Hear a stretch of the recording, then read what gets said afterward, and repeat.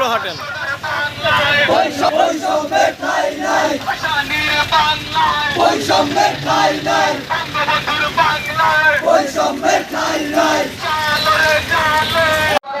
সত্যিকার অর্থে বাংলাদেশে কারা পিছিয়ে আছে?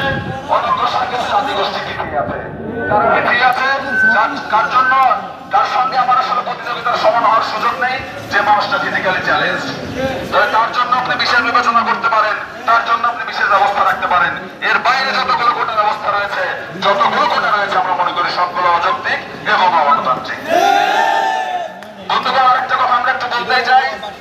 এই যে কোটা ব্যবস্থা, এখানে আমরা দেখছি যে মেধাবীদেরকে বাদ দিয়ে যারা আসলে আগে থেকে নানা রকম সুবিধা প্রাপ্ত হয়ে রয়েছে, যাদের পরিবারের অন্যান্য সদস্যরা এই কোটাকে ব্যবহার করে চাকরি পেয়েছেন, বড় বড় কর্মকর্তা হয়েছেন, তারা আবার পুনরায় একই কোটা ব্যবস্থার সুযোগ নিচ্ছেন। কিন্তু আমরা বলতে চাই, বন্ধুগণ, আমার যে বন্ধু, আমার যে অনেকখানি পিছিয়ে থাকা, যে অনগ্রসর জাতিগোষ্ঠী থেকে এসেছে, কিন্তু বরিশাল বিশ্ববিদ্যালয়ে ভর্তি হওয়ার পরে ওর আর আমার ক্লাসরুম আলাদা থাকে না, ওর আর আমার রিডিং রুম আলাদা থাকে না, ওর আর আমার শিক্ষক আলাদা থাকে না। ফলে এখানে আর কোনো বৈষম্য নাই বন্ধুগণ। ফলে আমাদের সুস্পষ্ট করতে হবে, একটা মানুষের যদি কোটা থাকে তাহলে সে কতবার এই কোটা ব্যবহার করতে পারবে। সে যে বিশ্ববিদ্যালয়ে ভর্তি হওয়ার সময় কোটা ব্যবহার করতে পারবে এবং চাকরির সময় কোটা ব্যবস্থার সুবিধা নিতে পারবে।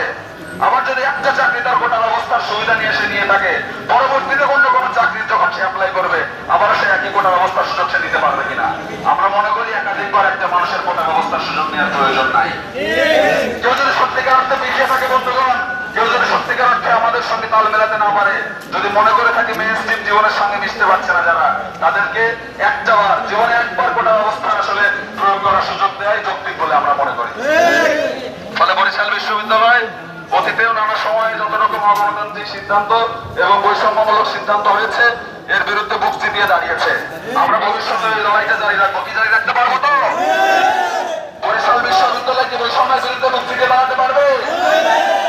খুব সুস্পষ্ট করে বলতে চাই, আলোচনার মাধ্যমে, আপনার আমার প্রতিরোধের মাধ্যমে, আপনার আমার ঐক্যবদ্ধতার মাধ্যমেই পারে এই ধরনের বৈষম্যমূলক কোঠার বাতিল করতে।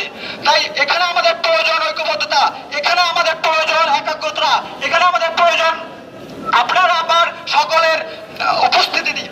তাই সম্মানিত বন্ধুগণ, আমি পরবর্তীতে বলতে চাই, আমাদের পরবর্তী কর্মসূচি হচ্ছে 2, 3, 4। আমাদের এই হাইকোর্ট যে রিট দিয়েছে বা যে হাইকোর্ট যে তাদের রায় দিয়েছে, তাদের রায় যতক্ষণ না পর্যন্ত বাতিল না করবে বা তাদের রায় যতক্ষণ না পর্যন্ত রদ করবে, ততক্ষণ পর্যন্ত আমাদের আন্দোলন চলবে। ঠিক। আমরা আজকে বিক্ষোভ মিছিল করব, সামনের দিনগুলোতে আমরা রাস্তা অবরোধ করব।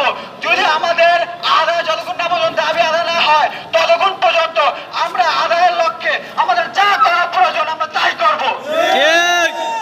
সংগ্রামী উপস্থিতি, আমাদেরকে আর একটা ব্যাপার ভালো করে বুঝতে হবে, এই কোটাটা প্রয়োজন কাদের?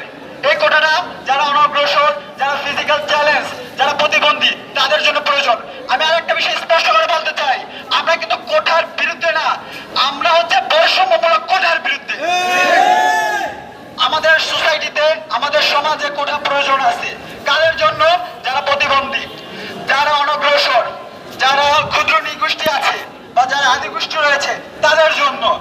এক কথা হচ্ছে, আমরা তাদেরকে নিয়ে আমাদের দেশটাকে আরো উন্নত করতে চাই, আমাদের দেশটাকে আরো এগিয়ে নেওয়ার জন্য আমাদের তাদের প্রয়োজন।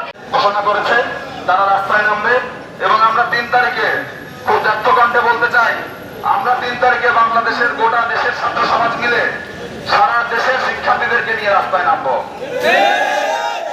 এবং 4 তারিখে যদি আমাদের দাবি মেনে না নেওয়া হয়, শিক্ষার্থীদের দাবি যদি 4 তারিখে মেনে না নেওয়া হয়, তাহলে 4 তারিখ থেকে শিক্ষার্থীরা কিন্তু আবার রাস্তায় নামবে।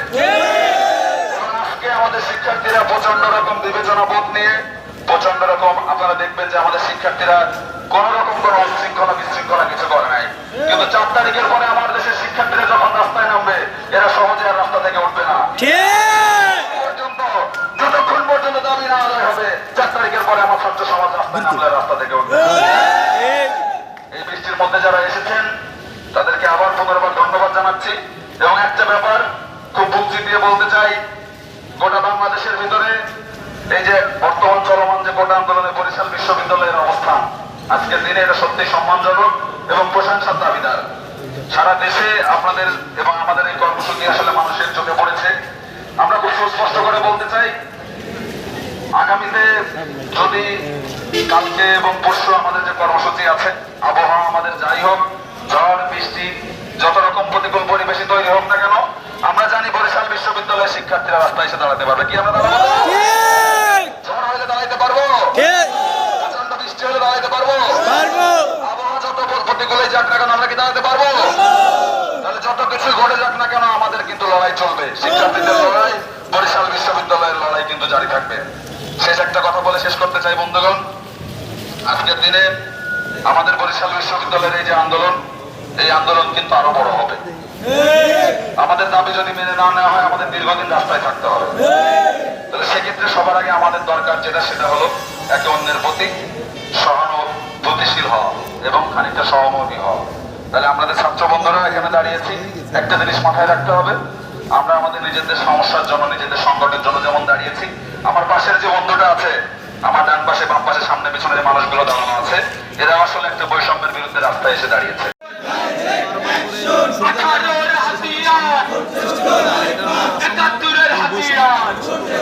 আমরা বলতে চাই যে আসলে শুধুমাত্র অনগ্রসর জাতিসত্তা ব্যতীত এবং ফিজিক্যাল চ্যালেঞ্জ মানুষ ব্যতীত অন্য কারোর জন্য আসলে কোটার প্রয়োজন নাই।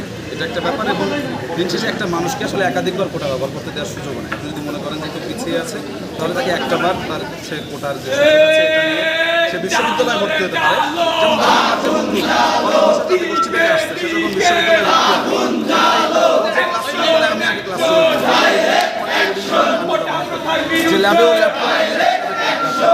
বৈষম্যের বিশেষ কিছু থাকে, ফলে জায়গায় গিয়ে আমি সমান হয়ে যায়। ফলে এরপরে আসলে আমরা মনে করি যে একটা মানুষকে এবং অনেক অবস্থা